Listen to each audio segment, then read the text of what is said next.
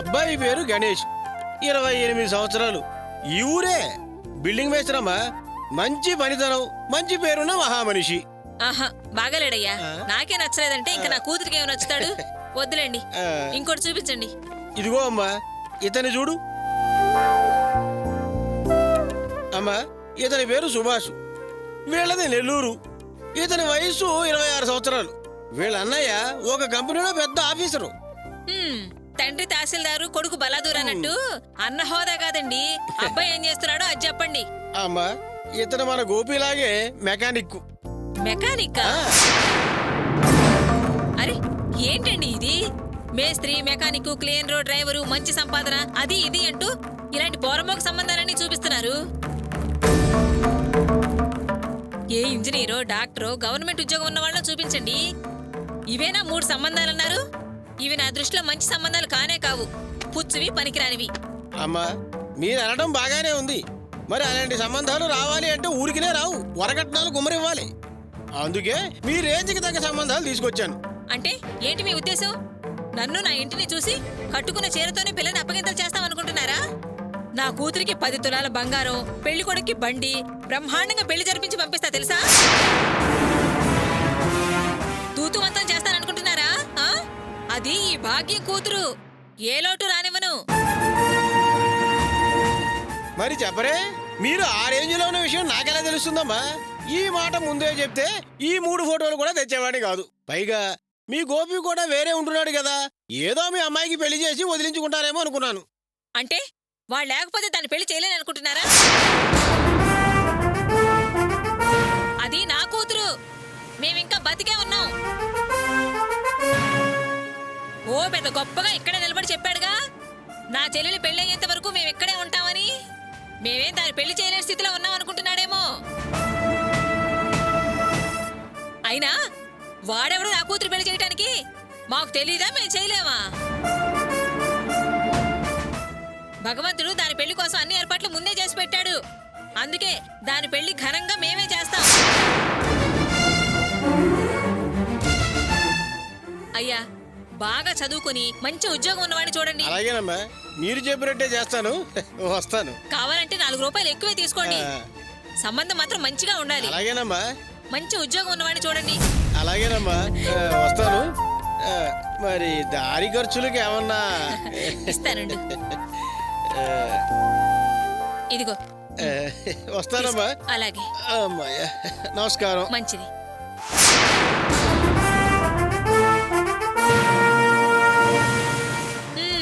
చెల్లి పెళ్ళయ్యాక ఇల్లొదిలి వెళ్తాను అన్నాడు. నేను దాని పెళ్లి ఏర్పాట్లకి సిద్ధంగా ఉన్నాను. మీరు కూడా ఇల్లొదిలి వెళ్ళడానికి సిద్ధం కండి.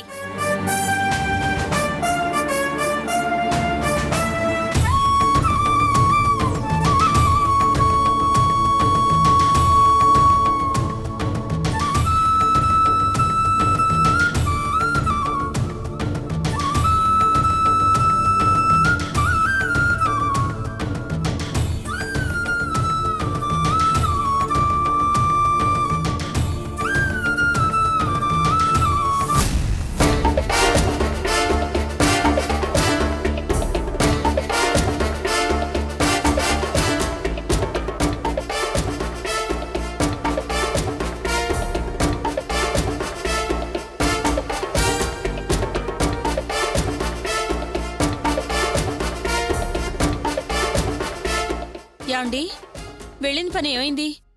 వాసు గురించి విచారించారా? అతనే తప్పు చేయలేదు కదా? ఆ పిల్లకి అతనికి ఏ సంబంధం లేదు కదా?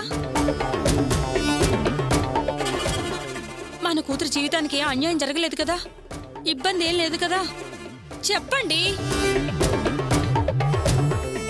ఏంటండి, నేను ఇంత ఆరాటపడి అడుగుతుంటే అలా మౌనంగా ఉంటారేంటి? ఏ సమాధానం చెప్పరేంటండి?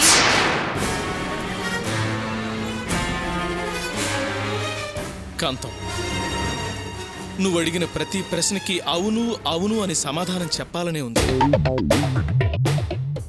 కానీ పరిస్థితి అలా లేదు. కాదు లేదని చెప్పాల్సి వస్తోంది. ఏంటి నాన్న మీరనేది?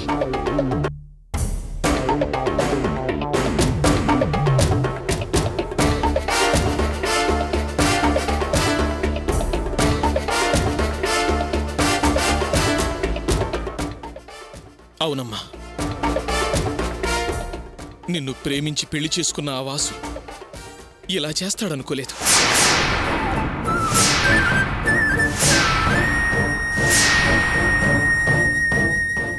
నువ్వు చెప్పిందంతా నిజం.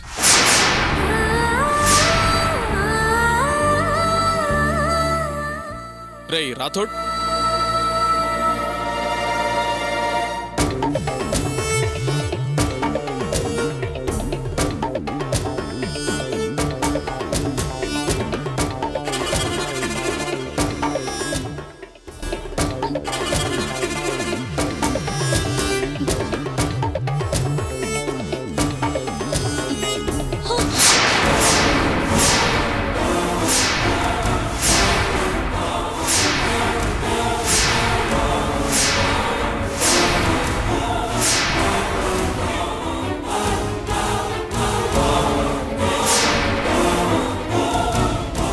సిగ్గు లేకుండా వాళ్ళిద్దరు చూడు ఎలా ఫోటో దిగారు.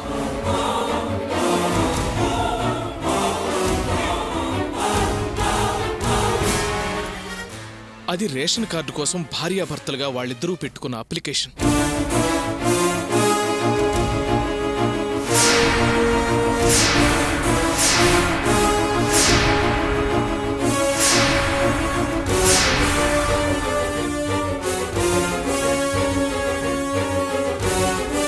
హౌస్ ఓనర్ చెప్పిన వివరాలను బట్టి నా ఇన్ఫ్లుయెన్స్తో తహసీల్ ఆఫీసులో నేను సంపాదించిన కాగితం అమ్మా అది.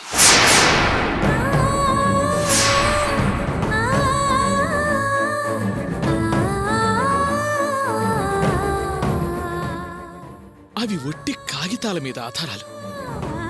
ఇంటి ఓనర్ని ఇరుగు పొరుగు వాళ్ళని అడిగితే చిలకా గోరింకల్లాగా కాపురం చేస్తున్నారని చెప్పారమ్మా.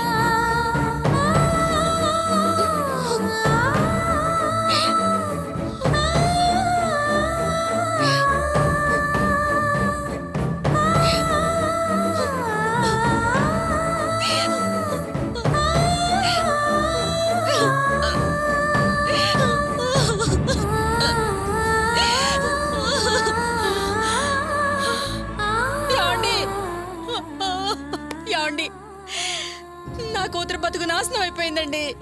ఒక్కగానొక్క కూతురని ఎంతో గారాభంగా పెంచుకున్నాం, కానీ ఇది మన్ని కాదని వాడిని నమ్ముకుని వెళ్ళింది. ఇప్పుడు మోసపోయి ఒంటరిగా మిగిలిపోయింది. యాండి ఏదైనా చేయండి.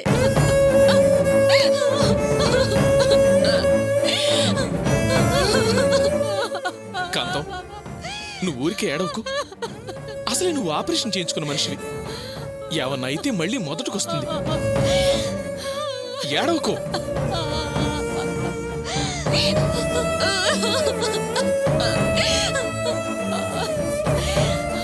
చూడు కాంతం, ఇలా ఏడుస్తూ కూర్చుంటే తేలే విషయం కాదు.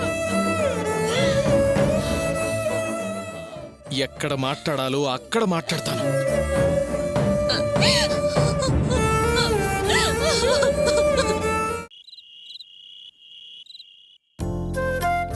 వసే రాణి, అవన్నీ తొందరగా తీసుకురావే. ఏమయ్యా, నిన్నేమైనా బొట్టు పెట్టి పిలవాలా? పద తిందు గాని. అవును భాగ్యం, ఇవాళ వంట ఎవరు వండారు? నేనే వండాను. ఎందుకు?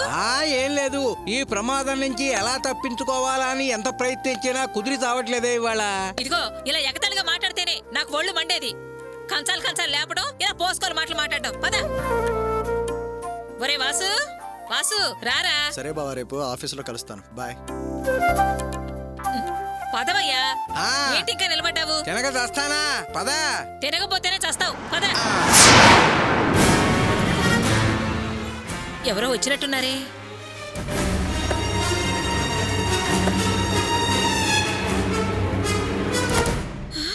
అన్నయ్య గారు, రండి అన్నయ్య గారు, రండి వదిన గారు, రామ్మా రండి. రండి అన్నయ్య గారు, రండి రండి రండి వదినా.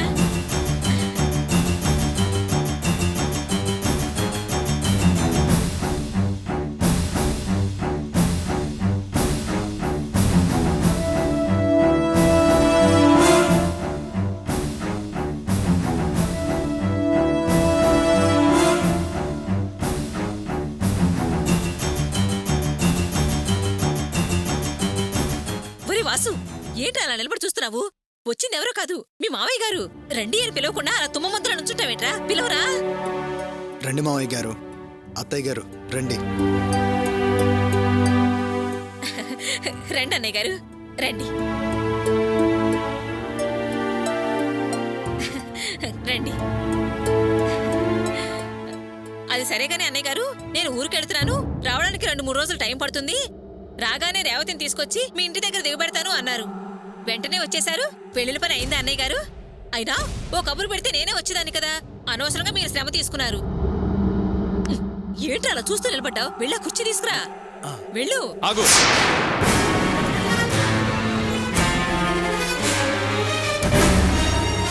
నేను కులాసాగా కూర్చొని కబుర్లు చెప్పడానికి రాలేదు. నా కూతురు విషయంలో న్యాయం అడగడానికి వచ్చాను.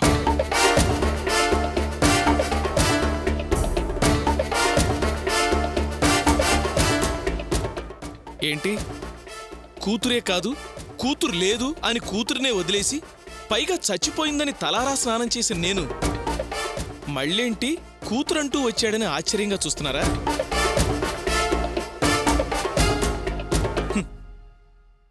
ఎన్ననుకున్నా బంధాలు తెగిపోతాయా? కన్న కూతురు చెప్పిన పెళ్లికి ఒప్పుకోలేదని చాలామంది తల్లిదండ్రులు నాలాగే ప్రవర్తిస్తారు. కానీ నా భార్య ఆరోగ్యం సరిగా లేక అది దీనికోసం దిగులు పడితే అన్నీ చంపుకొని దీని పొరపాటును మన్నించాను.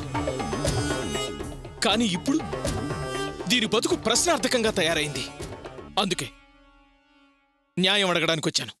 అయ్యయ్యో, ఏంటండి అన్నయ్య గారు, ఏం జరిగింది? మీరిక్కడికి వచ్చి అడిగేంత అన్యాయం మీ అమ్మాయికి ఏం జరిగింది? అనుకున్నా నువ్వు ఇంట్లోకి వచ్చినప్పుడే అనుకున్నా నీ మనసులో ఏదో పెట్టుకునే అడుగు పెట్టావని.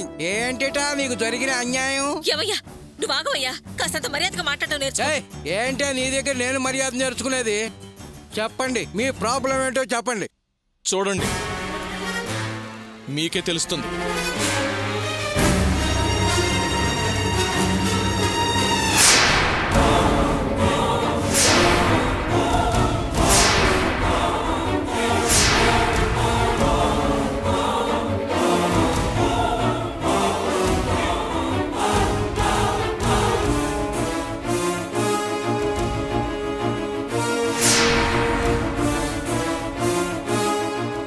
ఏమిటండి ఇది? ఒరే వాసు, ఏంట్రా ఇది? ఎవరి అమ్మాయి? ఎవర్రా మాట్లాడవేంటి?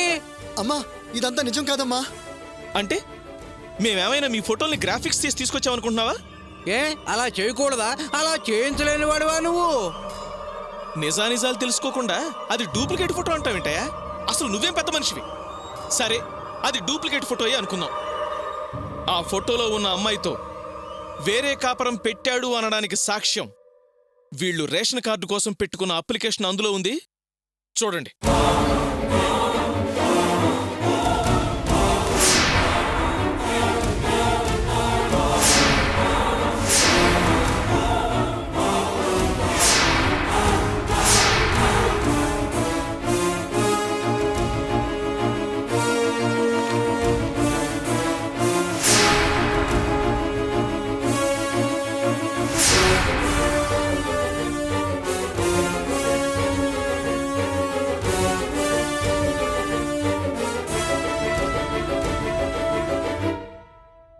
దీన్ని కూడా అబద్ధమని అంటారా? ఇదంతా ఎవరో నా బిడ్డ మీద గిట్టిన వాళ్ళు ఓర్వలేని తనంతో చేసిన పని. ఒరే, ఏంటి అలా తెల్లమొహం వేసుకొని చూస్తున్నావు? ఇదంతా అబద్ధం అని చెప్పవేరా? చూడండి, ఈ ఫోటోలు, ఈ జెరాక్స్ కాపీలు చూసి మీరు నిర్ణయానికి వచ్చేకండి. అసలు నేను చెప్పేది కూడా వినండి, నిజ నిజాలు తెలుసుకోండి. ఏంటి నువ్వు చెప్పే నిజం? పెళ్లికి ముందే నీ నిజ స్వరూపం ఏంటో తెలుసు. కానీ నా వెనకే తిరిగి నేనంటే ప్రాణం అని చెప్పి, నీకోసమే పుట్టానని, నువ్వు లేకపోతే బ్రతకలేనని చెప్పి కన్న వాళ్ళని కూడా వదిలేసి నీ మాటలు నమ్మి నీతో వచ్చి నిన్ను పెళ్లి చేసుకున్నందుకు మంచి శిక్ష వేశావు.